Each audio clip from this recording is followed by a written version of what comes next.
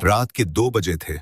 चारों तरफ सन्नाटा, लेकिन तुम्हारा मन अचानक बेचैन हो उठा। कोई आवाज नहीं, कोई इंसान नहीं।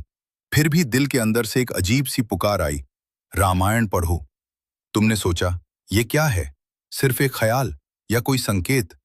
और जब ये बार बार होने लगे, तो सवाल और गहरा हो जाता है। क्या सच में भगवान राम तुम्हें बुला रहे हैं?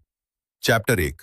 वो अजीब सा खिंचाव। तुम अपने काम में लगे होते हो, मोबाइल, दोस्त, पढ़ाई, दुनिया।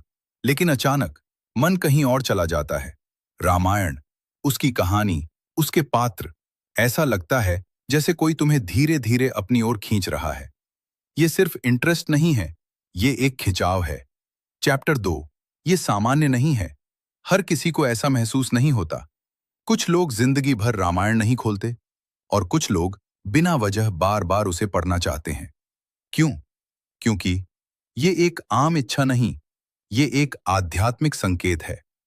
चैप्टर 3। आत्मा का कनेक्शन। हम सिर्फ शरीर नहीं हैं, हम आत्मा हैं, और आत्मा को पहचान होती है। जब आत्मा को कुछ दिव्य महसूस होता है, तो वो खुद ही उसकी ओर भागती है। रामायण सिर्फ एक किताब नहीं है, ये आत्मा का घर है। और जब तुम्हारी आत्मा जागने लगती है, तो वो तुम्हें वहीं ले जाती है। चैप्टर 4। पिछले जन्म का रहस्य। अब ध्यान से सुनो।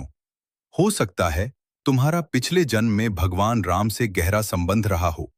हो सकता है तुम भक्त रहे हो, सेवक रहे हो, या कोई ऐसा जिसने राम नाम में जीवन बिताया हो, और अब वही अधूरा रिश्ता फिर से जाग रहा है।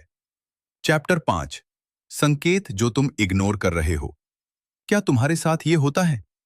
अचानक राम नाम सुनाई देना, रामायण दिख जाना बार बार, मन शांत हो जाना जब पढ़ते हो, पढ़ते समय आंसू आ जाना। अगर हां, तो ये संयोग नहीं है, ये संकेत हैं। चैप्टर 6।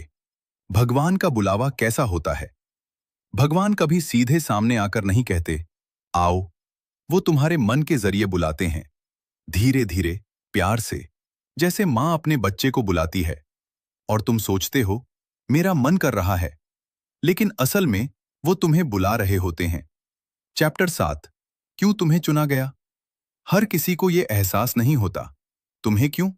क्योंकि तुम्हारे अंदर कुछ खास है, तुम्हारी आत्मा तैयार है, तुम्हारा समय आ चुका है। चैप्टर 8। जिंदगी बदलने का संकेत। जब भी ऐसा खिंचाव आता है, समझ लो, जिंदगी बदलने वाली है।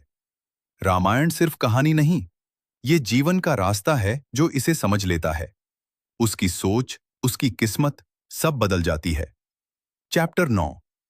अगर तुमने इसे नजरअंदाज किया तो? अगर तुम बार बार इस आवाज को दबाते रहे, तो धीरे धीरे ये संकेत कम हो जाएंगे। और फिर तुम सोचोगे, काश मैंने उस समय ध्यान दिया होता। चैप्टर 10। क्या करना चाहिए? अगर तुम्हें बार बार रामायण पढ़ने का मन करता है, तुरंत शुरू करो। रोज थोड़ा पढ़ो, समझने की कोशिश करो, और सबसे जरूरी, दिल से जुड़ो। सच क्या है? हाँ, ये संभव है कि भगवान राम तुम्हें बुला रहे हैं, लेकिन ये कोई डरावनी चीज नहीं है। ये सबसे बड़ा आशीर्वाद है, क्योंकि हर किसी को ये मौका नहीं मिलता। हो सकता है तुम ये वीडियो भी यूं ही नहीं देख रहे हो सकता है ये भी एक संकेत हो। अगर तुम्हें भी कभी ऐसा महसूस हुआ है, तो इसे हल्के में मत लो। कमेंट में जय श्री राम जरूर लिखो, और ऐसे ही रहस्यमयी और सच्ची कहानियों के लिए लाइक करो, शेयर करो, सब्सक्राइब जरूर करो, क्योंकि अगली कहानी तुम्हारी जिंदगी बदल सकती है।